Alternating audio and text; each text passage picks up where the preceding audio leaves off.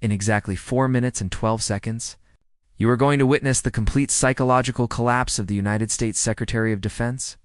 Before this video ends, you will see the exact moment a $2.3 trillion lie is dismantled, not by a grand jury, not by a special prosecutor, but by a single, grainy satellite photograph and a leather-bound book that smells of mold and betrayal.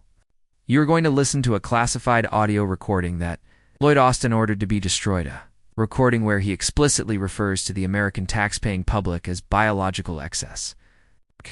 And finally, you will watch Congresswoman Tulsi Gabbard corner the most powerful military official on Earth, stripping away his arrogance layer by layer until he is left shivering in a chair, whispering a confession that should terrify every family watching this broadcast. They told you the money was lost due to a software glitch. They told you it was a legacy accounting error. But tonight, we aren't looking for the money. We found the money. It's buried inside a mountain in West Virginia. Tonight, we are looking for the list, and I have to warn you right now, your name is not on it. This footage was never meant to leave SIF room 3E9. It was designated eyes-only majestic clearance. But leaks happen when the conscience of a patriot becomes heavier than their fear of prison. To understand the gravity of what you are about to see, you have to understand the room itself.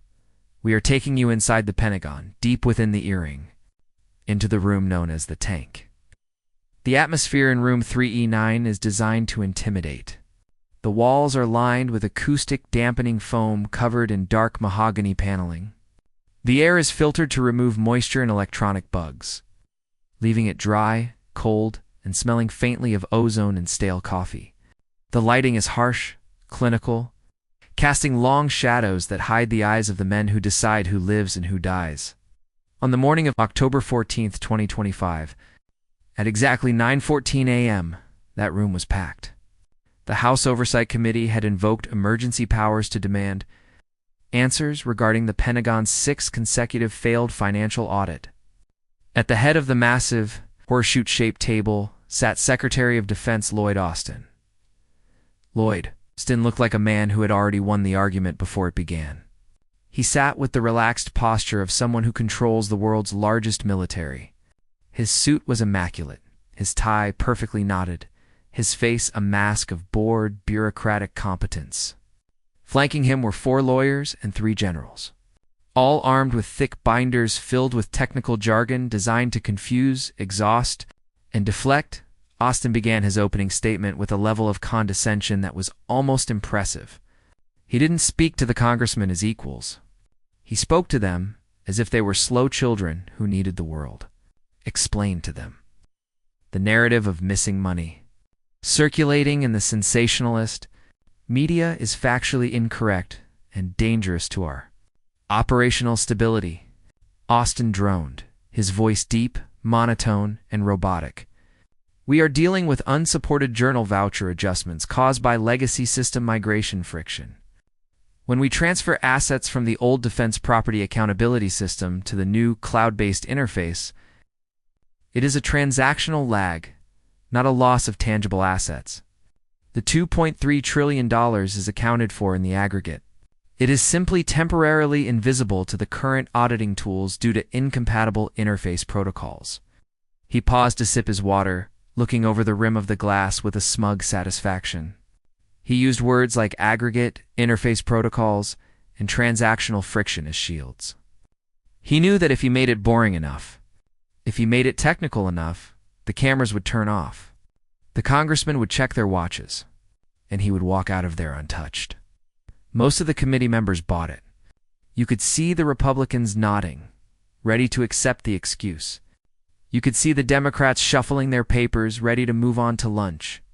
The lie had been served, and the room was ready to eat it, but at the far end of the table, sitting in the section reserved for non-aligned members, Tulsi Gabbard wasn't moving. She wasn't nodding. She wasn't looking at the executive summary Austin's aides had handed out. She was staring at Lloyd Austin with the unblinking intensity of a predator who has already smelled blood in front of her. She didn't have a stack of papers. She had 3 specific items arranged with surgical precision on the polished wood. A secure, military-grade tablet connected to an offline server, a high-resolution, black-and-white satellite photograph, face down a thick black leather-bound ledger. It looked old. The spine was cracked. It had no digital markings. It was the only analog object in a digital room. She waited. She let Austin finish his lecture on software compatibility. She let him smile at his lawyers.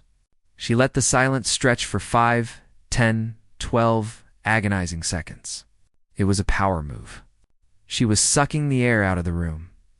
Then she leaned forward, her voice cutting through the hum of the ventilation system like a razor blade. A transactional lag, Tulsi repeated softly. Her voice wasn't angry. It was dangerously curious. That is a very elegant phrase, Mr. Secretary. It almost sounds harmless. Austin turned his head slowly, his eyes narrowing. He didn't like her tone. It is a technical reality, Congresswoman, one that I wouldn't expect a layperson to fully grasp. Oh, I grasp it, Tulsi said, her eyes cold. I grasp that you are telling this committee that $2.3 trillion, an amount equal to the GDP of Russia, is currently floating in a digital limbo because of a glitch. Is that your testimony, under oath? That is the assessment of our chief financial officer, Austin replied dismissively. Then you should fire your CFO, Tulsi said, tapping the screen of her tablet, because software glitches don't usually leave a paper trail in Zurich. She swiped the tablet. The massive monitors behind Austin, which usually displayed flags and seals, suddenly flickered to life. Exhibit A. The SwiftWire logest the screen filled with a complex spreadsheet. It was a SwiftWire transfer log, authorized by the Department of the Treasury. The rows were highlighted in bright red. This isn't a glitch, Lloyd, Tulsi said, dropping the formality. This is a wire transfer. November 3rd, 4 a.m. Origin: Pentagon Operations and Maintenance Fund. Destination: a private account in Switzerland held by a company called Summit Polylithics. Amount: $450 million. She zoomed in on the document. The date and amount were undeniable. I did some digging on Summit Polylithics, Tulsi continued, her voice steady. They don't make accounting software. They don't make cloud interfaces. Do you know what they make, Mr. Secretary? Austin shifted in his chair. The leather creaked. It was the first sign of discomfort. We have thousands of vendors, Congresswoman. I cannot memorize the portfolio of every subcontractor. They make carbon-scrubbing air filtration systems, Tulsi said, answering for him. Specifically, the kind used in nuclear submarines to keep a crew alive underwater for 6 months. Why does the Pentagon need $500 million worth of submarine air filters for an accounting software upgrade? Austin cleared his throat. He reached for his water again, but his hand hesitated. That is likely a mislabeled vendor code. It happens. Administrative error. We will look into it. He was trying to pivot. He was trying to call it a clerical mistake. But Tulsi didn't let him retreat. She was just getting started. A mislabeled vendor, she mused. Okay, let's assume you're telling the truth. Let's assume you just accidentally bought $500 million of air filters. She picked up the photograph that was face down on the table. She held it by the corner, as if it were contaminated evidence. Exhibit B. The satellite evidence, then explain the hole in the ground, Lloyd. She slapped the photo onto the projector scanner. The image appeared on the giant screen, looming over Austin like a judgment. It was a higher-resolution satellite image. It showed a remote section of the Shenandoah Mountains in West Virginia. The forest had been cleared. Massive concrete trucks were lined up in a queue that stretched for miles. In the center of the clearing, a gaping maw tunnel entrance descended deep into the earth. This photo was taken 48 hours ago by a commercial satellite, just before you declared the airspace a no-fly zone, Tulsi said. That's a lot of concrete for a software update. Austin's face turned a shade of gray that matched the walls. He leaned into the mic, his voice rising, aggressive. Congresswoman, this is outrageous. You are displaying classified reconnaissance of a continuity of government COG site. You are violating Title 18, Section 798 of the U.S. Code. I can have this room cleared and you arrested right now. He was shouting now. He stood up halfway, pointing a finger at her. The generals behind him looked terrified, not of Tulsi, but of what Austin was admitting. By calling it a cog site, he had just confirmed it was real. Tulsi didn't blink. She didn't flinch. She leaned back in her chair, watching him unravel. "Sit down, Lloyd," she said. "It wasn't a request. It was an order. I'm not the one violating the law. Because continuity of government sites are legal, they are designed to protect the leadership in case of war." She paused, letting the trap snap shut. "But COG sites usually have contingency plans for the civilian population. Evacuation routes, shelters, emergency broadcasts." She reached into her pocket and pulled out a small black USB drive. "I looked for the civilian plan, Lloyd. I looked everywhere. And then I found this." She plugged the drive into the console. The audio waveform appeared on the screen. Exhibit. "See, the death warrant recording this is a recording from a briefing you gave to the Joint Chiefs 3 weeks ago," Tulsi said. "You thought the room was secure? You thought the microphones were off? You were wrong." She pressed play. The audio was scratchy, filled with static. But the voice was unmistakably Lloyd Austin's. It echoed through the silent room, bouncing off the mahogany walls. Voice of Lloyd Austin recording. "The logistics of mass evacuation are impossible. We've run the simulations. If we announce the threat, the roads clog within 45 minutes. The transport to the site needs to be clean. We cannot have the convoy stuck behind fleeing civilians." The voice of an aide recording. "Sir, what about the families? The support staff? The public?" The voice of Lloyd Austin recording. "Expendable. We are preserving the command structure, not the biomass. If the public panics, the site is compromised. We tell them it's a drill. We tell them everything is fine. By the time they realize the truth, the doors will be sealed." Voice of aide recording. "And the funding, sir?" "The audit?" Voice of Lloyd Austin recording. "Bury it under the legacy system migration. Call it a glitch. Just get the filters installed before January." Click. The recording ended. The silence in room 3E9 was absolute. It was the kind of silence you hear after a car crash. The biomass. He had called the American people biomass. General Milley was staring at his boots. The lawyers were frantically texting on their secure phones. The press corps was stunned into paralysis. Austin looked like he had been physically struck. His mouth hung open. He looked at the recorder, then at Tulsi, then at the camera. He realized in that terrifying moment that his life as he knew it was over. "Biomass," Tulsi whispered. She let the word hang there. "That's us, Lloyd. That's the single mother working 2 jobs in Ohio. That's the veteran in Texas. We are just biomass blocking your traffic." Austin slumped. He tried to speak, but his voice was a dry croak. It was a theoretical scenario, a war game. It doesn't represent policy. It's not a theory if you've spent $2.3 trillion to build it. Tulsi slammed her hand on the table, the first time she had raised her voice. She stood up. She picked up the final object. The heavy, black leather ledger. The interrogation. The kill. Sacho. Chishe walked around the table.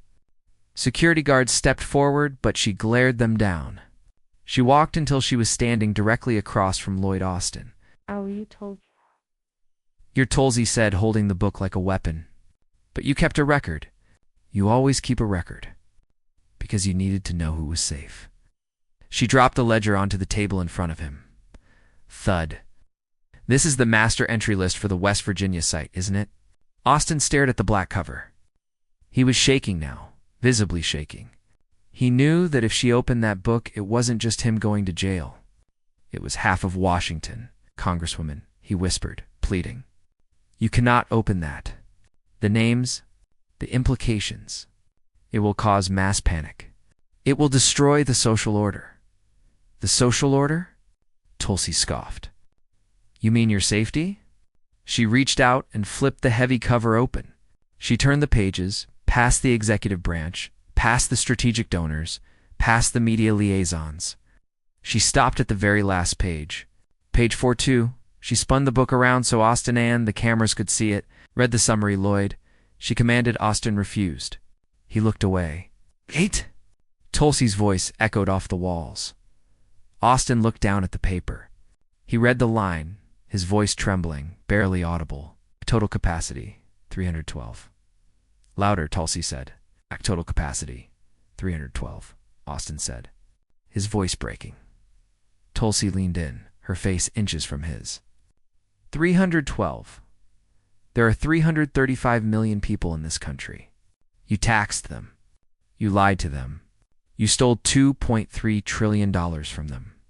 And you built a lifeboat for 312 people. She pointed to the blank space below the number. I'm looking for the general population section. Lloyd, where is it? Where do the rest of us go when you lock that door? Austin started to hyperventilate. He loosened his tie, gasping for air. The arrogant bureaucrat was gone. In his place was a terrified man who had been caught selling out humanity. There is no room, Austin sobbed. It was a confession. The physics. The air scrubbers. We calculated the oxygen. We can only support 312. Everyone else. There just isn't room. The melty DOW and the room descended into chaos. Reporters jumped over the dividers. Flashbulbs erupted like a strobe light.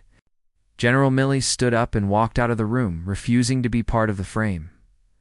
Austin put his head in his hands. Cut the feed, he screamed, muffled by his palms. Protocol 7. Cut the damn feed! But Tulsi Gabbard stood tall in the middle of the storm. She looked directly into the camera lens. She held up the list. Look at the number, she said to the American people. 312. If you aren't on this list, you are the biomass they plan to leave behind. The afteremetis screen flickered. The Protocol 7 kill switch was finally activated, but it was too late. The fallout was immediate and catastrophic. 11:42. The AM. The footage was leaked to X, formerly Twitter. It received 400 million views in 1 hour. 1:15 p.m. The New York stock exchange suspended trading as defense stocks plummeted by 60%. 3:30 p.m. Federal marshals, acting on a warrant signed by a courageous judge who saw the broadcast, arrived at the Pentagon. 4 p.m. Lloyd Austin was led out of the earring and handcuffs. He wasn't wearing his suit jacket. He looked small, defeated. 6 p.m. The White House issued a statement claiming ignorance of the program. But the ledger Tulsi Gabbard placed into evidence tells a different story. The $2.3 trillion isn't lost. It's sitting under a mountain, paying for air that you will never breathe. Tulsi Gabbard did her job. She exposed the exit plan. But the terrifying question remains. Now that you know they have an exit list, what are they planning to exit from? Signal lost.